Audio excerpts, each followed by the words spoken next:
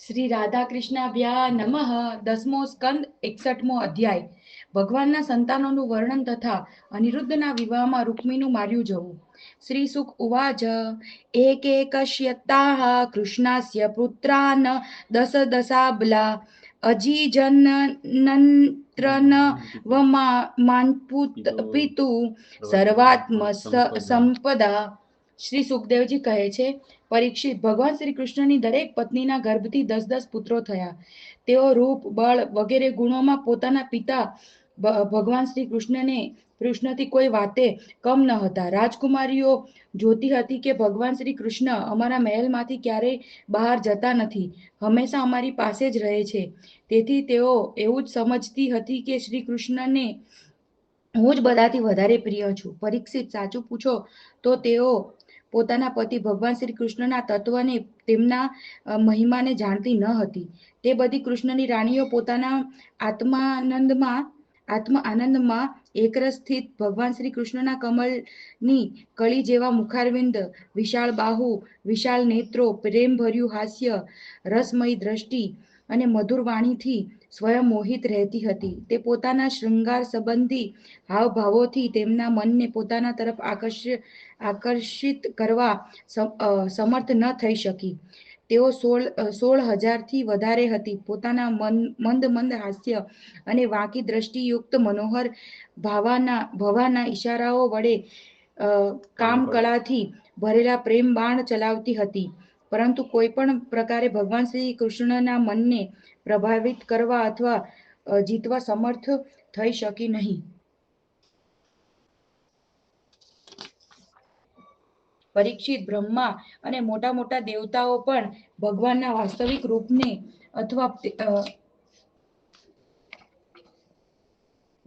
રૂપને અથવા તેમની પ્રાપ્તિના માર્ગને જાણી શક્યા નથી. તે જ રમણ ભગવાન શ્રી કૃષ્ણને તે સ્ત્રીઓએ પતિ રૂપે પ્રાપ્ત કર્યા હતા. હવે નિત્ય નિરંતર તેમના પ્રેમાનંદની અભિવૃદ્ધિ થઈ રહી હતી અને તેઓ પ્રેમરસપૂર્ણ હાસ્ય, મધુર દ્રષ્ટિ, નવ સમાગમની લાલસા વગેરેથી ભગવાનની સેવા કરતી રહેતી હતી. તે બધી પત્નીઓ પાસે તેમની સેવા કરવા માટે સેંકડો દાસીઓ હતી. તેમ છતાં જ્યારે તેમના મહેલમાં ભગવાન પધારતા ત્યારે તે પોતે આગળ જઈને આદરપૂર્વક તેમને લઈ આવતી, શ્રેષ્ઠ આસન પર બેસાડતી, ઉત્તમ સામગ્રીઓથી તેમની પૂજા કરતી, ચરણ કમળ પખાડતી, પાન બનાવીને ખવડાવતી, ચરણ સેવા કરી તેમનો શ્રમ દૂર કરતી, ચામર ઢોલતી, અત્તર ચંદન વગેરે લગાડતી, શયન કરાવતી, સ્નાન કરાવતી, અનેક પ્રકારના ભોજન કરાવીને પોતાના હાથે જ તમામ સેવા કરતી હતી. પરીક્ષિત, મેં કહ્યું છે કે ભગવાન શ્રી કૃષ્ણ દરેક પત્નીને 10 પુત્રો હતા. તે રાણીઓમાં 8 પટરાણીઓ હતી. તેમના લગ્નનું વર્ણન હું પહેલા કરી ચૂક્યો છું. હવે તેમના પ્રદ્યુમ્ન વગેરે પુત્રોનું વર્ણન કરું છું. રૂકમણીજીએ 10 પુત્રો થયા. પ્રદ્યુમ્ન, ચારુદ્રેષ્ણ, સુદેષ્ણ, પરાક્રમી, ચારુદેહ, સુચારુ, ચારુગુપ્ત,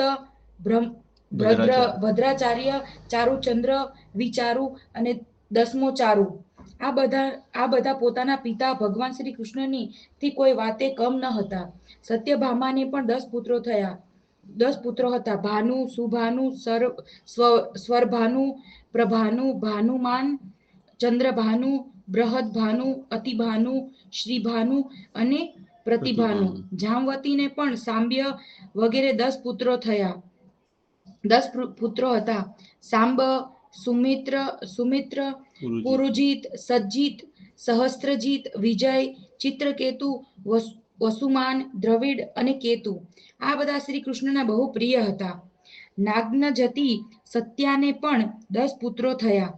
વીર, ચંદ્ર, અશ્વસેન, ચિત્રગુ, વેગવાન, વૃષ, આમ, સડ્ય, શંકુ, વસુ અને પરમ તેજસ્વી કુંતી. કાલિંદીના 10 પુત્રો હતા.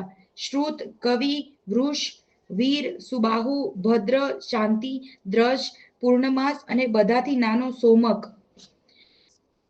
મદ્ર દેશની રાજકુમારી લક્ષ્મણાને પ્રદોષ, ગાત્રવાન, સિંહ, પ્રબલ, ઉદ્વર્ગ મહાશક્તિ, સહ, ઓજ અને અપરાજિત નામના 10 પુત્રો હતા. મિત્રવૃંદાના પુત્રો હતા વૃક, હર્ષ, અનિલ, ગૃહ, ગ્રધ, વર્ધન, અન્નાદ, મહાશ, પાવન, વહની અને શ્રુધિ. ભદ્રાના પુત્ર હતા સંગ્રામજીત, બૃહત્સેન, સુર, પ્રહણ, અરિજીત, જય, સુભદ્ર, વામ, આયુ અને સત્યક. આ પટરાણીઓ સિવાય ભગવાનની રોહિણી વગેરે 16,100 બીજી પણ રાણીઓ હતી. તેમના દ્રિતિમાન અને તામ્રતપ્ત વગેરે 10 પુત્રો થયા. રૂકમણી નંદન પ્રદ્યુમ્નનો વિવાહ માયાવતી રતિ સિવાય ભોજકટ નગર નિવાસી રૂકમિની પુત્રી રૂકમવતી સાથે પણ થયો હતો. તે રૂકમવતીની પરમ બળવાન અનિરુદ્ધનો જન્મ થયો હતો. પરીક્ષિત, શ્રી કૃષ્ણના પુત્રોની માતાઓ જ 16,000 થી વધારે હતી. તેથી તેમના પુત્ર પૌત્રોની સંખ્યા કરોડો સુધી પહોંચી ગઈ. રાજા પરીક્ષિતે પૂછ્યું, પરમ જ્ઞાની મુનીશ્વર, ભગવાન શ્રી કૃષ્ણએ રણભૂમિમાં રૂકમીનો ભારે તિરસ્કાર કર્યો હતો. તેથી તે હંમેશા એ લાગ જોતો હતો કે અવસર મળ્યે જ શ્રી કૃષ્ણને મારી નાખું. આવી સ્થિતિમાં તેણે પોતાની કન્યા રૂકમવતી પોતાના શત્રુના પુત્ર પ્રદ્યુમ્નને કેવી રીતે આપી? કૃપા કરીને કહો. બે શત્રુઓમાં શ્રી કૃષ્ણ અને રૂકમીમાં ફરીથી પરસ્પર વૈવાહિક સંબંધ કઈ રીતે થયો? આપ બધી વાત જાણો છો, કેમ કે યોગી ભૂત, ભવિષ્ય અને વર્તમાનની બધી જ વાતો સારી રીતે જાણે છે.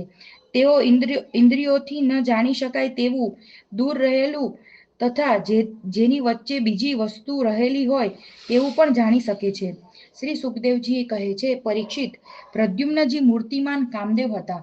તેમના સૌંદર્ય અને ગુણોથી પ્રસન્ન થઈ રૂકમવતીએ સ્વયંવરમાં તેમને વરમાળા પહેરાવી દીધી. પ્રદ્યુમ્નજીએ યુદ્ધમાં એકલા જ ત્યાં એકઠા થયેલા રાજાઓને જીતી લીધા અને રૂકમવતીને હરી લાવ્યા. જોકે ભગવાન શ્રી કૃષ્ણ અપમાનિત થવાને લીધે રૂકમીના હૃદયનો ક્રોધાગ્નિ શાંત થયો ન હતો. તે હજી પણ તેમને સાથે વેર બાંધીને બેઠો હતો. તેમ છતાં પોતાની બહેન રૂકમણીને પ્રસન્ન કરવા માટે તેણે તેના ભાણેજ પ્રદ્યુમ્નને પોતાની પુત્રી પરણાવી દીધી. પરીક્ષિત, 10 પુત્રો ઉપરાંત રૂકમણીજીને એક સુંદર અંગોવાળી, વિશાળ નેત્રોવાળી કન્યા હતી. તેનું નામ હતું ચારુમતી. કૃતવર્માના પુત્ર બલિએ તેની સાથે લગ્ન કર્યા. પરીક્ષિત, રૂકમીનું ભગવાન કૃષ્ણ સાથે જૂનું વેર હતું. છતાં પણ પોતાની બહેન રૂકમણીને પ્રસન્ન કરવા માટે તેણે પોતાની પૌત્રી રોચનાના વિવાહ રૂકમણીના પૌત્ર પોતાના દૌહિત્ર અનિરુદ્ધ સાથે કર્યા. જોકે રૂકમીને એ વાતની જાણ હતી કે આ પ્રકારનો વિવાહ સંબંધ ધર્મને અનુકૂળ નથી, છતાં પણ સ્નેહવશ તેણે આમ કર્યું. પરીક્ષિત, અનિરુદ્ધના લગ્ન ઉત્સવમાં ભાગ લેવા માટે ભગવાન શ્રી કૃષ્ણ, બલરામજી, રૂકમણીજી, પ્રદ્યુમ્ન, સાંબ વગેરે દ્વારકાવાસી ભોજકટક નગર પધાર્યા. જ્યારે વિવાહોત્સવ નિર્વિઘ્ન સમાપ્ત થઈ ગયો ત્યારે કલિંગ નરેશ વગેરે અભિમાની રાજાઓએ રૂકમીને કહ્યું કે તમે બલરામજીને પાસા રમતમાં જીતી લો. રાજન, બલરામજી પાસા નાખવાનું તો જાણતા નથી, પરંતુ તેમણે તે રમતનું વ્યસન છે. તે લોકોના બહેકાવાથી રૂકમીએ બલરામજીને બોલાવ્યા અને સ્વયં તેમની સાથે ચોસર રમવા બેઠો. બલરામજીએ પહેલા 100, પછી 1000 અને ત્યાર પછી 10,000 મોહરોનો દાવ લગાવ્યો. તે દાવ રૂકમી જીતી ગયો. રૂકમીની જીત થવાથી કલિંગ નરેશ દાંત દેખાડીને ખૂબ મોટેથી બલરામજીને હાંસી ઉડાવવા લાગ્યો. બલરામજી તે હાંસીને સહી ન શક્યા અને થોડા ક્રોધિત થયા. ત્યાર પછી રૂકમીએ 1,00,000 મોહરનો દાવ લગાડ્યો. તે બલરામજી જીતી ગયા. પરંતુ રૂકમી કપટનો આશ્રય કરીને કહેવા લાગ્યો કે આ દાવ હું જીત્યો છું. આથી બલરામજી ક્રોધથી ખળબળી ઉઠ્યા. તેમના હૃદયમાં પૂર્ણિમાના દિવસે સમુદ્રમાં ભરતી આવે તેમ ક્રોધની ભરતી આવી. તેમના નેત્રો સ્વાભાવિક રીતે જ લાલ હતા અને વળી ક્રોધથી વધારે લાલચોળ થઈ ગયા. હવે તેમણે 10 કરોડ મોહરનો દાવ મૂક્યો. આ વખતે પણ ધૂત નિયમ પ્રમાણે બલરામજી દાવ જીતી ગયા, પરંતુ રૂકમીએ કપટ કરીને કહ્યું, હું જીત્યો છું. આ વિષયના નિષ્ણાંત કલિંગ નરેશ વગેરે સભાસદો એવો નિર્ણય કરે તે સમયે આકાશવાણીએ કહ્યું, ધર્મ પ્રમાણે આ દાવ બલદેવજી જીત્યા છે. રૂકમીની વાત તદ્દન જૂઠી છે. એક તો રૂકમીના માથા પર મૃત્યુ નાચતું હતું અને બીજું તેમના મિત્ર દુષ્ટ રાજાઓએ તેને ચડાવી રાખ્યો હતો. તેથી તેણે આકાશવાણી ઉપર કોઈ ધ્યાન ન આપ્યું અને બલરામજીની ઠેકરી કરતો તેમને કહેવા લાગ્યો, બલરામજી, છેવટે તમે લોકો વન ભટકનારા ગોવાળો જ છો ને? તમે પાસા રમવાનું શું જાણો? પાસા અને બાણોથી તો માત્ર રાજાઓ જ રમી શકે છે, તમારા જેવા નહીં. રૂકમીના આ રીતે આક્ષેપ અને બીજા રાજાઓ દ્વારા ઉપહાસ કરવાથી બલરામજી ક્રોધથી લાલચોળ થઈ ગયા. તેમણે એક મુગદળ ઉઠાવ્યો. તે માંગલિક સભામાં જ રૂકમીને મારી નાખ્યો. પહેલા કલિંગ નરેશ દાંત દેખાડીને હસતો હતો. હવે રંગમાં ભંગ જોઈને તે ત્યાંથી ભાગ્યો, પરંતુ બલરામજીએ 10 ડગલામાં જ તેને પકડી લીધો અને ક્રોધપૂર્વક તેના દાંત તોડી નાખ્યા. બલરામજીએ પોતાના મુગદળના પ્રભાવથી બીજા રાજાઓના પણ હાથ, પગ, સાથળો, માથા વગેરે તોડી ફોડી નાખ્યા. તે બધા રાજા લોહીથી ખરડાયેલા ભયભીત થઈને ત્યાંથી ભાગી છૂટ્યા.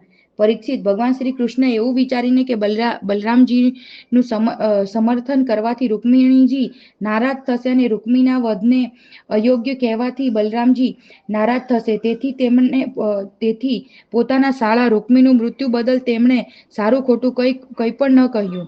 ત્યાર પછી અનિરુદ્ધનું લગ્ન અને શત્રુનો વધ વચ્ચે પ્રયોજન સિદ્ધ થઈ જતા ભગવાનના આશ્રિત બલરામજી વગેરે યાદવો નવવિવાહિત કન્યા રોચનાની સાથે અનિરુદ્ધને શ્રેષ્ઠ રથમાં બેસાડીને ભોજકટકથી દ્વારકાપુરી આવ્યા. ઇતિ શ્રીમદ્ ભાગવતે મહાપુરાણે પારમહંસ્યામ સંહિતાયામ દશમ સ્કંદે ઉત્તરાર્ધે અનિરુદ્ધ વિવાહે રૂક્મી વધો નામિષ્ટો નામ ષષ્ઠીમો અધ્યાય. 10મા સ્કંદ ઉત્તરાર્ધ અંતર્ગત અનિરુદ્ધ વિવાહમાંનો રૂક્મી વધ નામનો 61મો અધ્યાય સમાપ્ત. બોલો શ્રી કૃષ્ણ કનૈયા લાલ કી જય. બોલો શ્રી બલદાઉ ભગવાન કી જય.